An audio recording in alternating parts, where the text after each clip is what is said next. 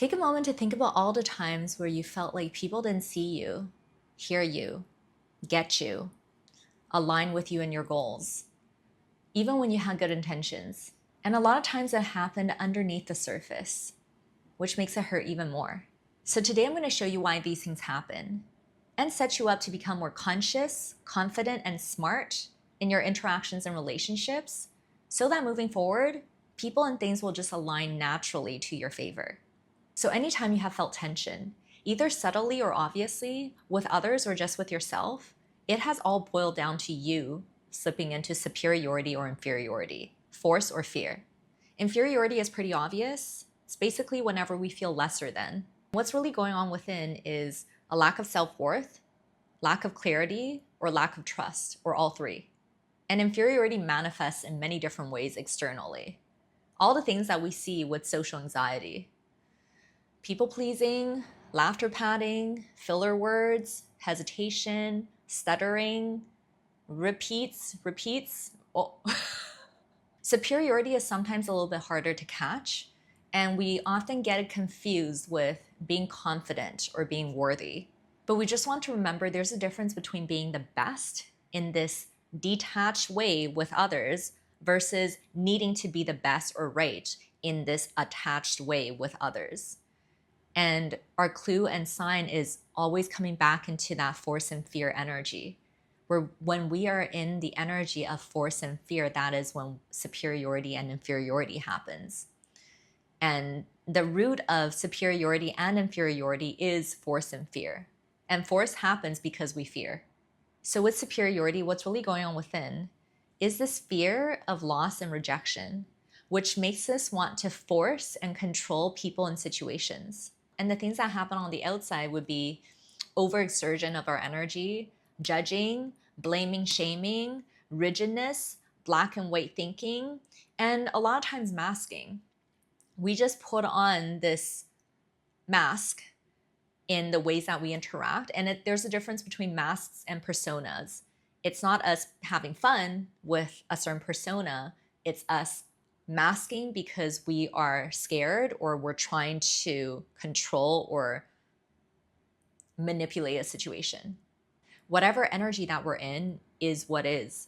So it's obviously not about us blaming or shaming ourselves, understanding this now, but it's becoming aware that we are driving our external experiences and people's responses to us based on the energy that we're giving out. Yes, words, our facial expressions, our body language, how we deliver things, they all matter, but they all stem from what's going on within, the energy within. Your energy, your thoughts, your real-time thoughts and emotions is something you can shift in the moment. It's a balance. Because we want to be confident, we want to be precise, we want to be intentional, we want to be the best. And we also want to be vulnerable. We want to be able to express our emotions. We want to be able to be honest with who we are and where we're at. And the only way you can truly do that is through self-love, is through mind, body, spirit awareness, the ways you process, the ways you express everything about you. Because the clearer you know yourself, the better you can set intentions for yourself, the better you can set up systems that help you and support you in your life and your lifestyle. And that builds true confidence and certainty in you. And even when things are confusing or there are unknowns, you can come back to this base within you to set intentions for things to become clear. You just have this foundation within you because you did the work to really get to know who you truly are and where you're going and what you're doing. And you have trust and faith. And these are the elements to really build true confidence and certainty in a way where there's no attachment. It's not heavy. It's actually light. When you can achieve that, then when you interact with others, you're not going to get into that forceful and fearful energy as easily. I mean, we're human, so give yourself some grace, but you can just catch and shift those states a lot easier because you know that that kind of attractive confidence, and it's not just for them, it's for you too. It's light and precise, and there's no force and fear with it. Plus, having trust and faith in all of this. You're going to need some of that because there are going to be things that are confusing or unknown sometimes, especially in interactions. But when you compare that deep self-knowing with trust and faith, then that becomes your base that you can always come back to in moments when you start to dip into superiority and inferiority. And you also remember that whatever state that you're in, whatever energy that you're in, you attract and you receive more of. So that makes you even more conscious of whenever I'm feeling force and fear, breathe, shift out of it. And this is not for them, it's for you. It's for them too, it's for all of us. Because you don't want to be in a state of force and fear. You want to feel good, in flow, in your interactions, in the intentional flow. And true flow is your ability to be very conscious, stay very conscious, yet you're unbothered. You're like aware and unbothered at the same time. If you guys haven't followed me, you guys know that I call this alert nonchalance, and I have some content about it. I also have content on self-love and mind, body, spirit awareness. Take a look on my YouTube and my podcast, and I will be creating more content on all of these topics too. Also, get my blueprint, the social flow blueprint. It lays out self to social mastery. So that what we're talking about today is one of the biggest components of self and social mastery, self and social flow. Shifting force and fear, shifting inferiority and superiority. So you can get the blueprint and understand all these things I'm saying, see how they all connect, and have guidance and tools for your self to social mastery journey. So when we are in flow, we are conscious, but we're not attached. So if we look at it the other way, if we flip it, that means whenever we lose our flow, and we have all experienced this, you're like socializing or you're in a meeting and you're on your flow, and suddenly, bam, you lose it. You get embarrassed, you get confused, or you get forceful. You feel that shift. So that loss of flow, what is happening is in the moment, you suddenly go unconscious or self-conscious.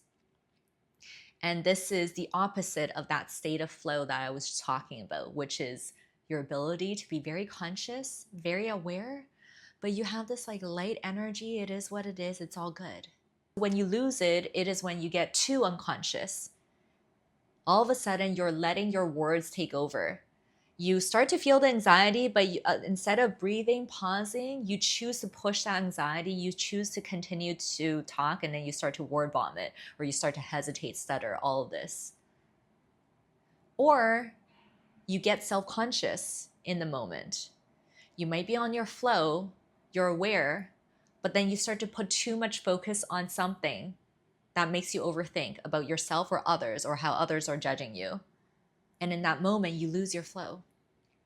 And you can be unconscious and self-conscious at the same time. Both they just happen when you decide to let go of intention, breathing, and balance, which is what you want to do to help you stay in flow.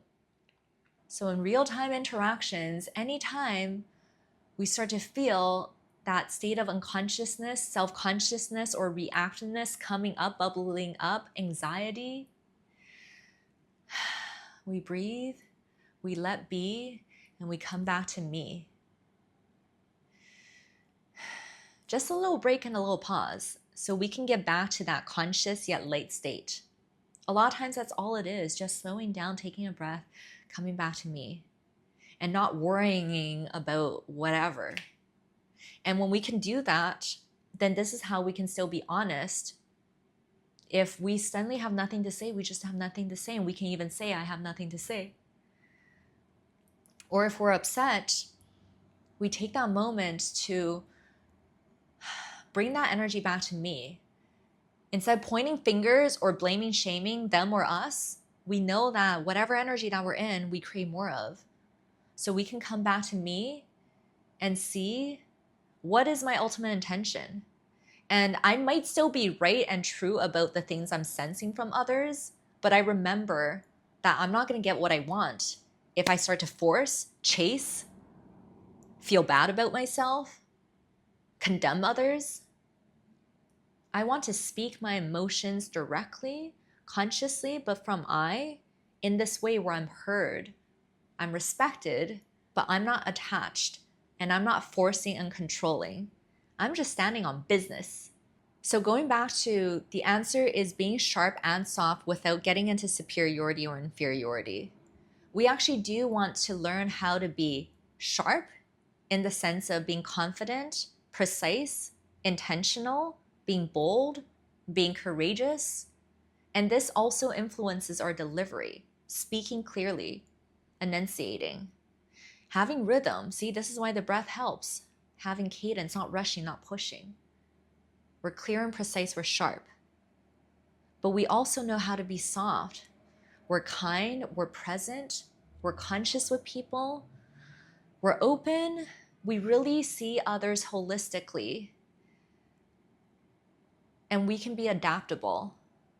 But we don't let our sharp and softness sacrifice ourselves into these places of force and fear. So now you just know that the energy in real time matters. And others reflect this. So if we're in a superior, inferior state, it's not to appease to them. Again, the appeasing energy will also reflect. We're not shifting out of these states to appease to them. We're shifting out of these states so that they can hear us, they can see us, we can hear them, we can see them.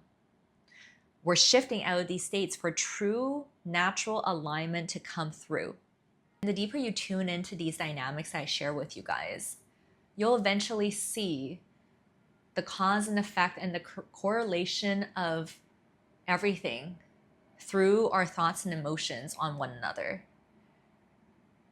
We can play and strategize and work with our energy to get what we want in life, but we also sense and reflect each other through our energy. People can't read exactly what's going on in our minds, but they can sense us and we can sense them. So even though we can maneuver energy, if we have these intentions of force and fear and negativity, others still pick up on it. So it's a game of, how do I balance that confidence and graciousness? How do I be savvy and smart, but still be full of love and grace because people sense it? And then that sharp and soft balance will make sense because it's that sweet spot of being both sharp and soft, which is what is universally attractive. It's attractive for ourselves and it's attractive for others. People like feeling it from us. We like feeling it from others. And the more conscious we become in our living and the more confident we become, the more we evolve, the more we sense it, be it, respect it, love it from one another. Thank you guys for tuning in, whether you're tuning in from my YouTube or my podcast. Thank you for being here. I really appreciate you guys.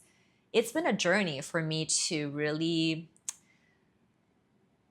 formalize and document and express a lot of these things to do with human dynamics into words that is universally digestible. You guys can also jump on my weekly lives on Instagram and TikTok. I do lives every couple of days and these are Q&As. So it's obviously a great place for you guys to come and ask me your questions, and I will always try my best, very best to help you and guide you because I want to see you guys all become the one in your own lives. Be the one. Be the one, and then show others how to be the one for themselves.